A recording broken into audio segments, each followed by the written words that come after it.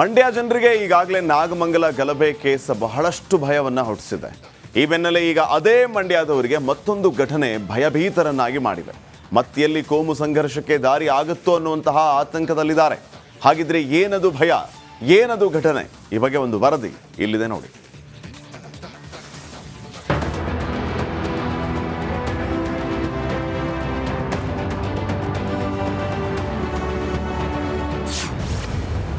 ಅಕ್ರಮವಾಗಿ ಶೆಡ್ನಲ್ಲಿ ಗುಂಪುಗೂಡಿ ನಮಾಜ್, ಗ್ರಾಮಸ್ಥರಲ್ಲಿ ಆತಂಕ, ಪೊಲೀಸರಿಗೆ ದೂರು.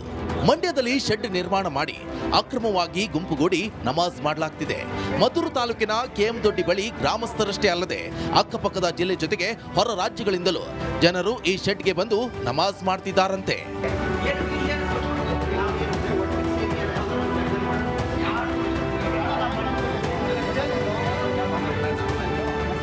ಕರೀಂ ಎಂಬುವರಿಗೆ ಸೇರಿದ ಶೆಡ್ನಲ್ಲಿ ನಮಾಜ್ ನಡೀತಾ ಇದೆ. ಪ್ರತಿ ಶುಕ್ರವಾರದಂದು ನೂರಾರು ಅನ್ಯ ಧರ್ಮೀಯರು ಆಗಮಿಸಿ ಅನುಮತಿ ಪಡೆಯದೆ ಅಕ್ರಮವಾಗಿ ಗುಂಪುಗೂಡಿ ನಮಾಜ್ ಮಾಡ್ತಿದ್ದಾರೆ ಅಂತ ಗ್ರಾಮಸ್ಥರು ಆರೋಪಿಸುತ್ತಿದ್ದಾರೆ. ಸರ್, ಈಗ ನಮ್ಮ ಧರ್ಮನ ನಾವು ಪಾಲನೆ ಮಾಡ್ತೀವಿ, ಅವ್ರ ಧರ್ಮನ ಅವ್ರು ಪಾಲನೆ ಮಾಡ್ತಾರೆ. ಆದರೆ ಕೇರಳದಿಂದ ಬರ್ತಾ ಇರತಕ್ಕಂಥ ವಿದ್ಯಾರ್ಥಿಗಳನ್ನು ಕೂಡ ಇವರು ಒಂದು ವಾಟ್ಸಪ್ ಗ್ರೂಪ್ ಮಾಡೋದ್ರ ಮುಖಾಂತರ ಇವರು ಎಲ್ಲರನ್ನೂ ಮಳವಳ್ಳಿಯಿಂದ ಕರೆಸಿ, ಮದ್ದೂರಿಂದ ಕರೆಸಿ, ಮಂಡ್ಯದಿಂದ ಕರೆಸಿ ಇವರು ಕೋಮುಗಲಭೆ ಸೃಷ್ಟಿ ಮಾಡುವಂಥ ಉದ್ದೇಶವನ್ನೇ ಒಂದು ಇಂಡೈರೆಕ್ಟಾಗಿ ನಮಗೆ ಪ್ರೂವ್ ಮಾಡ್ತಾ ಇದ್ದಾರೆ. ಇವರು ಗ್ರಾಮದಲ್ಲಿ ಶಾಂತಿ ಕದಡುವ ಭೀತಿ ಶುರುವಾಗಿದೆ ಅಂತ ಗ್ರಾಮಸ್ಥರು ಪೊಲೀಸರಿಗೆ ದೂರು ಕೊಟ್ಟಿದ್ದಾರೆ. ಶೆಡ್ ಅನ್ನ ತೆರವು ಮಾಡಬೇಕಂತ ಒತ್ತಾಯಿಸುತ್ತಿದ್ದಾರೆ. ಕರೀಂ ಅನ್ನೋ ವ್ಯಕ್ತಿ ತುಂಬ ಅನಧಿಕೃತವಾಗಿ ಅವರಲ್ಲದೆ ಸಹ ಕೆಎಂದೊಡ್ಡಿ ಭಾಗದಲ್ಲಿ ಯಾರೂ ಸಹ ಯಥೇಚ್ಛವಾಗಿ ಮುಸ್ಲಿಮರನ್ನೆಲ್ಲ ಬೇರೆ ಕಡೆಯಿಂದ ಹೊರಗಡೆ ಕರ್ಕೊಂಡ್ಬಂದು ಇಲ್ಲಿ ಅಶಾಂತಿ ಸೃಷ್ಟಿಸೋಕ್ಕೆ ಮತ್ತು ಕೋಮುಗಲಭೆ ಸೃಷ್ಟಿಸೋಕ್ಕೆ ಇವನು ಪ್ಲಾನ್ ಮಾಡ್ತಾ ಇದ್ದಾನೆ. ಇದಕ್ಕೋಸ್ಕರ ಇವನ ವಿರುದ್ಧ ಕಾನೂನು ರೀತಿ ಕ್ರಮ ಕೈಗೊಂಡು ದಯಮಾಡಿ ಸರ್ಕಾರ ಹಾಗೂ ಜಿಲ್ಲಾಡಳಿತ ಇದಕ್ಕೆ ನಮಗೆ ಪರಿಹಾರ ಒದಗಿಸಬೇಕು. ಈ ಸಮಸ್ಯೆ ಇಲ್ಲಿಗೆ ಬಗೆಹರಿಸಬೇಕು. ಮಸೀದಿಗಳಲ್ಲಿ ನಮಾಜ್ ಮಾಡುವುದು ಕಾಮನ್, ಆದರೆ ಅಕ್ರಮವಾಗಿ ಶೆಡ್ ನಿರ್ಮಿಸಿ ನಮಾಜ್ ಮಾಡ್ತಿರೋದು ಆತಂಕವನ್ನ ಸೃಷ್ಟಿಸಿರುವುದಂತೂ ಸುಳ್ಳಲ್ಲ. ಆನಂದ್, ರಿಪಬ್ಲಿಕ್ ಕನ್ನಡ, ಮಂಡ್ಯ. ಮಂಡ್ಯ ಜನರಿಗೆ ಈಗಾಗಲೇ ನಾಗಮಂಗಲ ಗಲಭೆ ಕೇಸ್ ಬಹಳಷ್ಟು ಭಯವನ್ನ ಹುಟ್ಟಿಸಿದೆ. ಈ ಬೆನ್ನಲ್ಲೇ ಈಗ ಅದೇ ಮಂಡ್ಯದವರಿಗೆ ಮತ್ತೊಂದು ಘಟನೆ ಭಯಭೀತರನ್ನಾಗಿ ಮಾಡಿದೆ. ಮತ್ತೆಲ್ಲಿ ಕೋಮು ಸಂಘರ್ಷಕ್ಕೆ ದಾರಿ ಆಗುತ್ತೋ ಅನ್ನುವಂತಹ ಆತಂಕದಲ್ಲಿದ್ದಾರೆ. ಹಾಗಿದ್ರೆ ಏನದು ಭಯ, ಏನದು ಘಟನೆ? ಈ ಬಗ್ಗೆ ಒಂದು ವರದಿ ಇಲ್ಲಿದೆ ನೋಡಿ.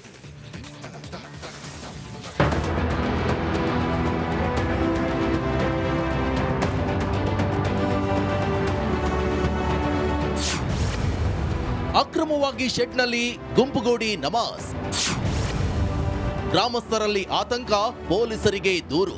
ಮಂಡ್ಯದಲ್ಲಿ ಶೆಡ್ ನಿರ್ಮಾಣ ಮಾಡಿ ಅಕ್ರಮವಾಗಿ ಗುಂಪುಗೂಡಿ ನಮಾಜ್ ಮಾಡಲಾಗ್ತಿದೆ. ಮದ್ದೂರು ತಾಲೂಕಿನ ಕೆಎಂದೊಡ್ಡಿ ಬಳಿ ಗ್ರಾಮಸ್ಥರಷ್ಟೇ ಅಲ್ಲದೆ ಅಕ್ಕಪಕ್ಕದ ಜಿಲ್ಲೆ ಜೊತೆಗೆ ಹೊರ ರಾಜ್ಯಗಳಿಂದಲೂ ಜನರು ಈ ಶೆಡ್ಗೆ ಬಂದು ನಮಾಜ್ ಮಾಡ್ತಿದ್ದಾರಂತೆ.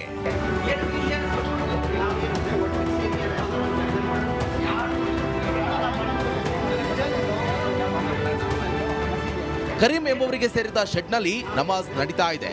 ಪ್ರತಿ ಶುಕ್ರವಾರದಂದು ನೂರಾರು ಅನ್ಯ ಧರ್ಮೀಯರು ಆಗಮಿಸಿ ಅನುಮತಿ ಪಡೆಯದೆ ಅಕ್ರಮವಾಗಿ ಗುಂಪುಗೂಡಿ ನಮಾಜ್ ಮಾಡ್ತಿದ್ದಾರೆ ಅಂತ ಗ್ರಾಮಸ್ಥರು ಆರೋಪಿಸುತ್ತಿದ್ದಾರೆ.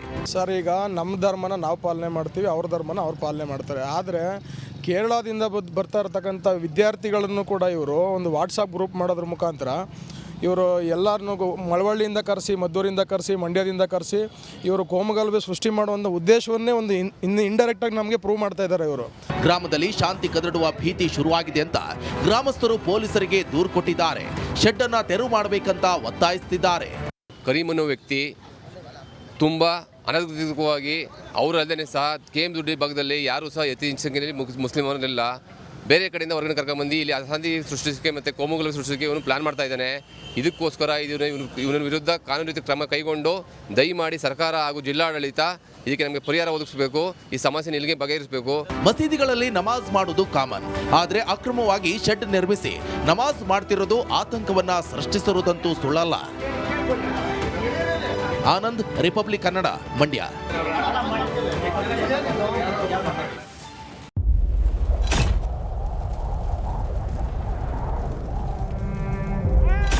They destroyed our house and our life.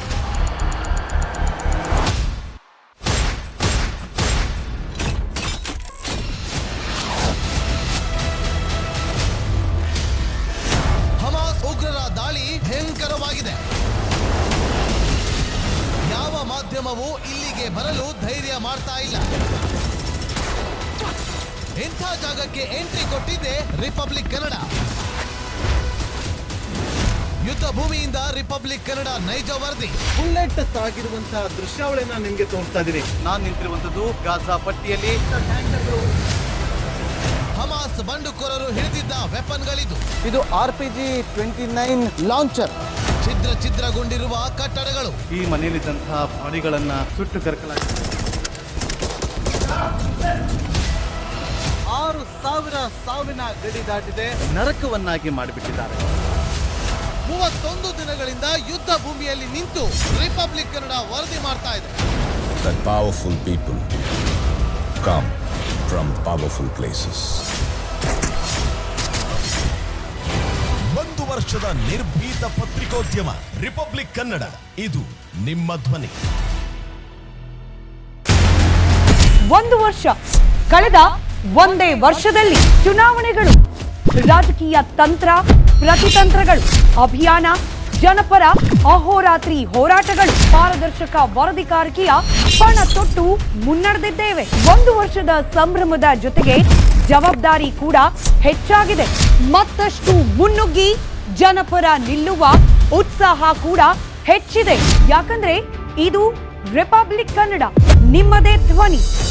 1 ವರ್ಷದ ನಿರ್ಭೀತ ಪತ್ರಿಕೋದ್ಯಮ ರಿಪಬ್ಲಿಕ್ ಕನ್ನಡ, ಇದು ನಿಮ್ಮ ಧ್ವನಿ. 150 ಸುದ್ದಿ, 120 ಇಂಪ್ಯಾಕ್ಟ್. ಸೂಪರ್ 3 ಇಲ್ಲೇ ಡ್ರಾ, ಇಲ್ಲೇ ಬಹುಮಾನ. ಮಾಧ್ಯಮ ಇತಿಹಾಸದಲ್ಲೇ ಮೊದಲು ಪರಿಹಾರ ಪತ್ರಿಕೋದ್ಯಮ. ಜೀವನ ನಡೀತಾ ಇಲ್ಲ ಸರ್. ಗುರುಲಕ್ಷ್ಮಿನಿಲ್ಲ, ಪಿಂಚಣಿನಿಲ್ಲ, ಇದನ್ನೇ ಮಾಡಕ್ಕಾಗಿಲ್ಲ ಅಂತಂದ್ರೆ ಇನ್ನೇನ್ ಮಾಡ್ತೀರಿ ಬೇರೆ? ಏನು ಕಳಿಸಿ ಆ ಸಮಸ್ಯೆಯನ್ನು ಪರಿಹರಿಸಿಕೊಡ್ಲಾಗ್ಬೋದು. ಒಬ್ಬ ಅಜ್ಜಿ, ಅವರು ವಿಕಲಚೇತನರು, ಯಾರ ಹತ್ರ ಹೇಳೋದು? ನಿನ್ ಪ್ರಾಬ್ಲಮ್ ಏನಪ್ಪಾ ಅಂತ ಕೇಳೋದಕ್ಕೆ ಯಾರು ಇಲ್ವಲ್ಲ. ಆಗ ನಾವಿರ್ತೀವಿ, ನಾವಿರೋದೇ ನಿಮ್ಗಾಗಿ. ನಾನು ಇರುವವರೆಗೆ ಅವರು ಇರುವವರೆಗೆ 1,000 ರೂಪಾಯಿ ತಿಂಗಳು ಆಗ್ತೀನಿ. ಆದ್ರೆ ಈ ಕೆಲಸ ಇದೆಯಲ್ಲ, ಯಾವತ್ತೂ ಕೂಡ ಶಾಶ್ವತವಾಗಿ ನಮಗೊಂದು ಒಳ್ಳೆ ನೆನಪನ್ನ ಕೊಡುತ್ತೆ, ನಮ್ಮನ್ನ ಕಾಪಾಡುತ್ತೆ. ನಾನು 3 ಮಾಸ ಭಿಕ್ಷೆ ಬೇಡ್ಕೊಂಡು ತಿನ್ಬೇಕು.